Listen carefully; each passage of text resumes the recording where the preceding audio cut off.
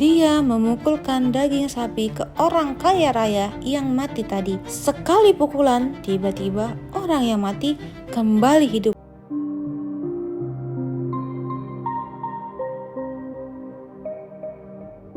Assalamualaikum warahmatullahi wabarakatuh. Dahulu di zaman Bani Israel ada orang kaya dan mempunyai 3 anak laki-laki. Ketika orang ini meninggal dunia, maka seluruh warisannya jatuh kepada ketiga anak laki-lakinya. Anak yang pertama adalah anak yang soleh. Jadi setelah dia mendapatkan harta warisan bapaknya, dia infakkan hartanya semua sampai habis. Dan orang soleh ini hanya punya 1 putra laki-laki saja dan tidak dapat hidup dengan senang. Karena oleh bapaknya, warisannya itu diinfakkan di jalan Allah Subhanahu wa Ta'ala. Kemudian anak yang kedua, dia infakkan separuh hartanya saja, jadi masih ada sisa separuhnya, dan dia juga punya anak laki-laki. Kemudian anak yang ketiga sama sekali tidak diinfakkan hartanya. Jadi hartanya banyak dan kaya raya, dan dia punya seorang anak perempuan. Anak yang pertama ini miskin karena seluruh hartanya diinfakkan. Akhirnya kemudian anak yang nomor 2 yang menginfakkan separuh hartanya menjodohkan putranya dengan putri dari orang yang ketiga yang kaya raya. Sementara anak yang pertama, orang yang miskin ini tidak mempunyai jodoh. Dia tetap miskin. Akhirnya menikahlah wanita anak orang kaya ini dengan sepupunya yang laki-laki. Lalu kemudian ayah si anak laki-laki ini meninggal dunia. Orang tuanya meninggal dunia semuanya. Dia menjadi yatim piatu. Dan ia ikut ke rumah istrinya yang kaya. Di rumahnya yang mewah itu, si laki-laki ini, suami dari wanita yang bapaknya kaya raya ini, ia menginginkan bahwa warisannya itu cepat jatuh ke tangan istrinya. Dia ingin mempercepat bagaimana caranya warisan ini jatuh ke tangan istrinya. Akhirnya kemudian dia bersiasat. Suatu ketika dia keluar dengan mertuanya yang kaya itu ke sebuah tempat untuk menjalankan siasat busuknya. Akhirnya mertuanya dibunuh, tapi istrinya tidak tahu. Istrinya adalah seorang wanita yang soleh. Setelah orang ini meninggal, kemudian dilempar jasadnya ke salah satu kampung Bani Israel pada malam hari. Kemudian keesokannya jasadnya diketahui dan hebohlah kampung Bani Israel itu. Ada jasad orang kaya mati. Maka kemudian yang membunuh ini akhirnya berteriak-teriak bersandiwara menuduh Bani Israel. Kalian sudah membunuh dia. Tidak terima dituduh membunuh, akhirnya kemudian terjadi perselisihan hebat. Mereka hampir saja perang. Si pembunuh lalu menjadi provokator. Lalu dibawa kabilahnya, orang kampungnya, dan dia mengatakan, "Ini yang membunuh mertuaku adalah kabilah fulan." Kampung Bani Israel tidak terima karena dituduh membunuh dan hampir terjadi perang. Disitulah kemudian ada orang bijak mengatakan, "Kenapa kalian sibuk? Di depan kalian ada Nadi." Maksudnya Nabi Musa alaihi salam. Tanyakanlah kepada Nabi Musa apa solusinya.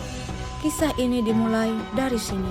Di dalam surat Al-Baqarah ayat yang ke-67 sampai 74.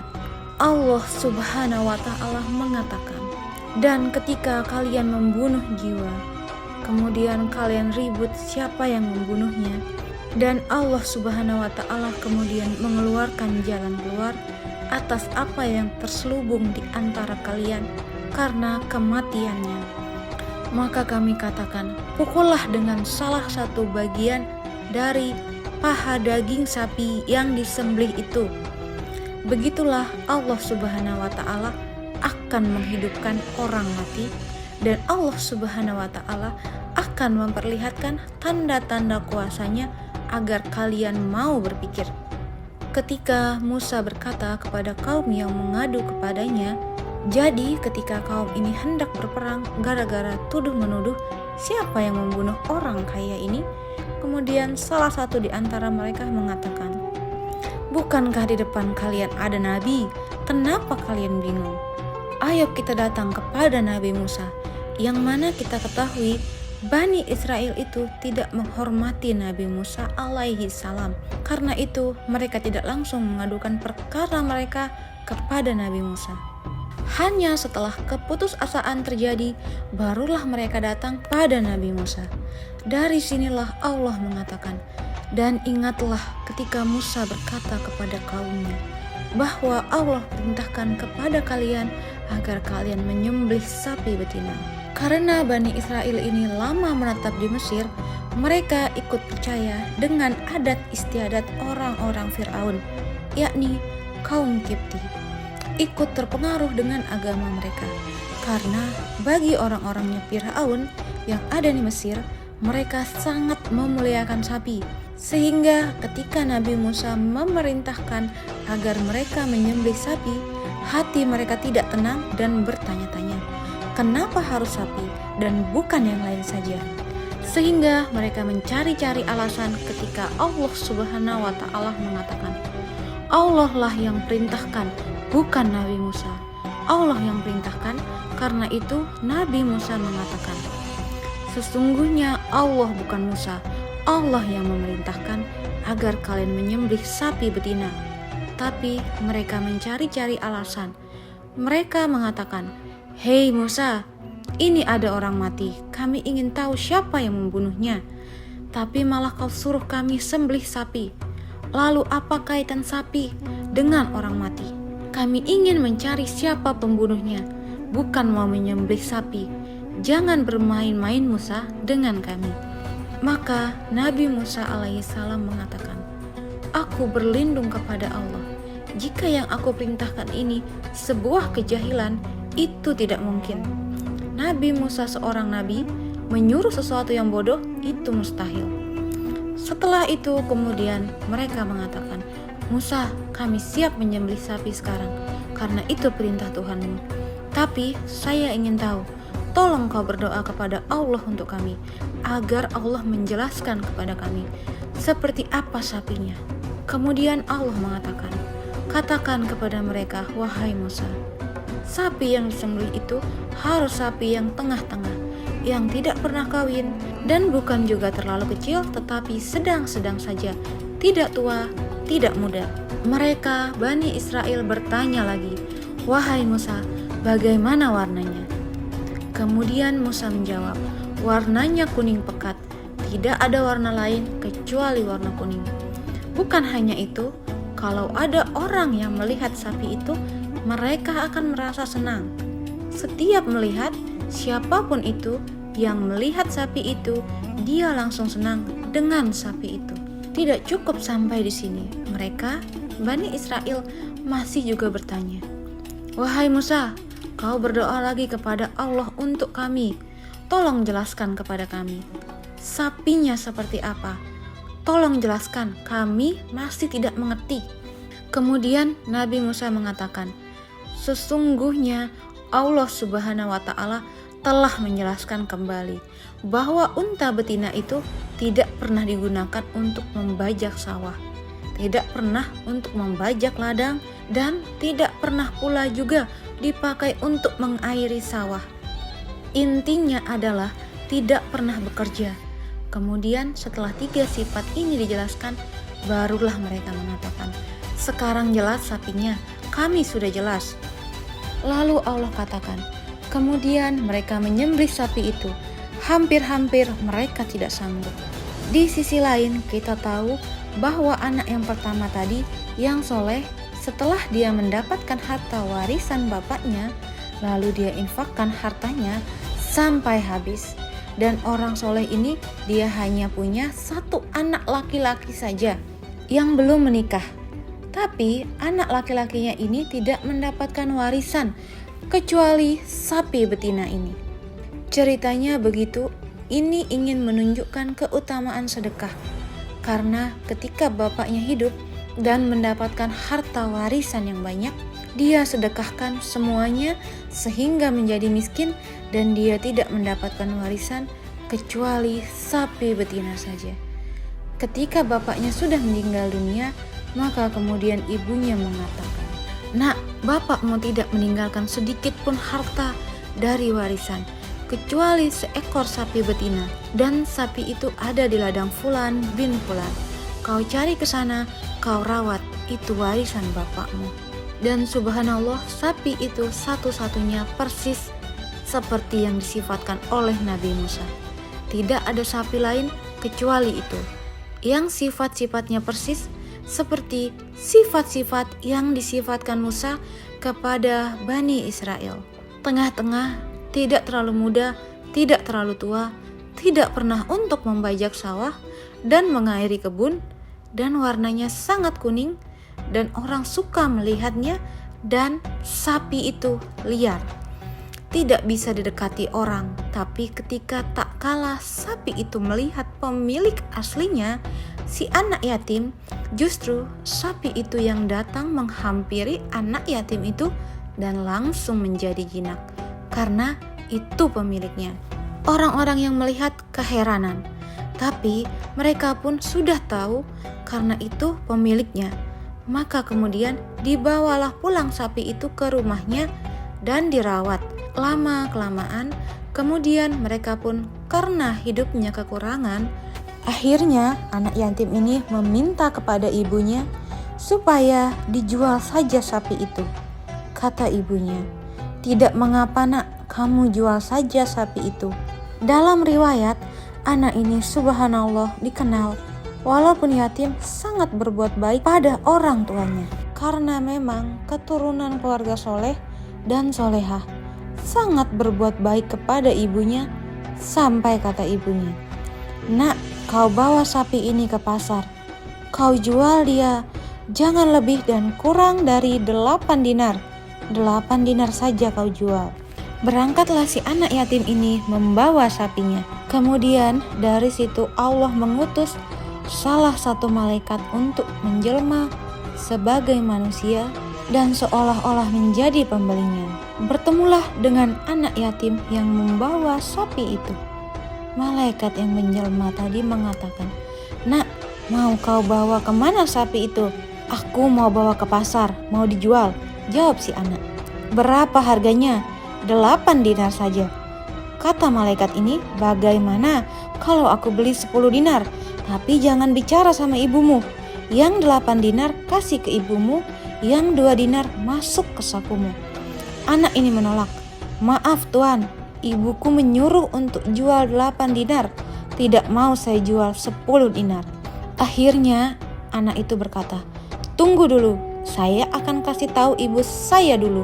Karena anak ini sangat berbuat baik, dia jujur, dia tidak mau menyelisihi perintah ibunya. Dia kembali cepat-cepat ke rumahnya. Diceritakanlah, "Bu, tadi ada orang yang nawar, tapi bukan 8 dinar. Dia menawar 10 dinar. Ibunya menjawab, "Mengapa tidak kau kasih? Ya sudah, terima saja 10 dinar. Akhirnya kemudian ketemu lagi orang itu. "Tuan," kata ibu saya, "tidak mengapa 10 dinar. Sudah saya bilang, jangan bilang ibumu. Sudah, begini saja. Bagaimana kalau seandainya aku akan membeli dengan 15 dinar? Tapi ingat, jangan bicara dengan ibumu. Yang 10 kau kasih ke ibumu, yang 5 kau masukkan ke sakumu itu." Si anak tetap menolak. "Tidak bisa, ini saya harus ngomong ke ibu saya dulu. Dia adalah anak yang sangat soleh." Kata ibunya, "Kasih saja 15 dinar. Kasih nak, kita sudah banyak untungnya ini. Kasih saja." Tapi subhanallah, namanya anak soleh, tetap saja dia tidak mau. Dia tetap kasih tahu ibunya dulu. Akhirnya terakhir malaikat tadi mengatakan, "Sebenarnya Allah hendak menguji kamu dan keluargamu. Nak, jangan kau jual sapi ini, kau rawat saja di rumahmu. Nanti ada orang yang datang kepadamu, pasti membelinya, dan jangan kau jual kecuali dengan emas seberat sapimu." Akhirnya pulang anak ini, diceritakan sama ibunya. Ibunya juga sudah punya firasat lain. Kata ibunya, "Ya sudah, tidak usah dijual. Benar saja, Beberapa waktu setelahnya datang rombongan Bani Israel. Setelah mereka mendapatkan informasi ada sapi persis sifat-sifatnya yang disifatkan Musa alaihissalam atas perintah Allah. Ternyata sapi itu ada di anak muda itu, dan anak muda itu masih teringat dengan pesannya malaikat tadi. Jangan dijual kecuali dengan emas seberat sapinya itu saja. Jadi setelah rombongan Bani Israel mau membeli sapi anak itu, si anak menjawab, "Kalau kalian ingin sapiku silahkan, tapi saya jual dengan seberat emas, seberat sapi ini. Jika tidak, maka tidak akan saya jual." Akhirnya terpaksa kabilah itu mengumpulkan emasnya, baik kabilah yang dituduh membunuh atau kabilah yang menuduh membunuh. Mereka semua kumpulkan emas-emasnya itu. Akhirnya dikumpulkan dan ditimbang dengan sapinya. Dahulu bapaknya ketika mendapatkan warisan disedekahkan semua. Inilah keutamaan sedekah. Karena orang yang bersedekah itu tidak mungkin berkurang harta yang disedekahkan, bahkan bertambah. Padahal dulu harta yang diinfakkan dari harta warisan itu tidak seberapa. Tapi Allah tambah luar biasa dengan emas sebesar sapi. Kaya raya akhirnya anak itu. Maka kemudian setelah mereka membeli sapi itu dengan emas tadi, kemudian dibawalah sapi itu kepada Nabi Musa. Maka kemudian sapi itu disembelih dan kemudian Allah mengatakan, "Tolong ambil sebagian daging sapi itu." Maka mereka mengambil sebagian daging sapi itu. Kemudian diserahkan kepada Musa alaihissalam, dan ini mukjizat Nabi Musa. Dia memukulkan daging sapi ke orang kaya raya yang mati tadi. Sekali pukulan, tiba-tiba orang yang mati kembali hidup. Setelah mendapatkan pukulan dari sapi itu, seperti orang tidur. Saat dipukul, lalu terperajat, dan si orang kaya raya langsung bangun. Nabi Musa berkata, "Siapa yang membunuhmu?" Dia melihat satu persatu orang yang ada di situ. Dan si orang kaya raya ini berkata, "Itu yang membunuh saya." Setelah menjawab dan menunjuk siapa pembunuhnya, dia, si orang kaya, kembali mati. Dia menunjuk laki-laki yang menikahi putrinya, anak daripada pamannya, masih menantunya.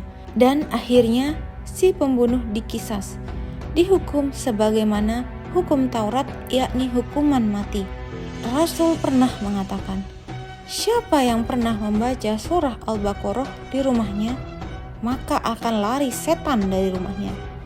Sebagian para ustadz yang berpengalaman dalam meruqyah, mereka apabila hendak meruqyah seseorang pasti membaca surat Al-Baqarah, dan itu paling cepat mengeluarkan jin. Jadi jin-jin yang masuk ke tubuh kita, jika dibacakan Al-Baqarah, maka mereka akan cepat lari. Jadi memang Al-Baqarah itu banyak keistimewaannya. Waalaikumsalam warahmatullahi wabarakatuh.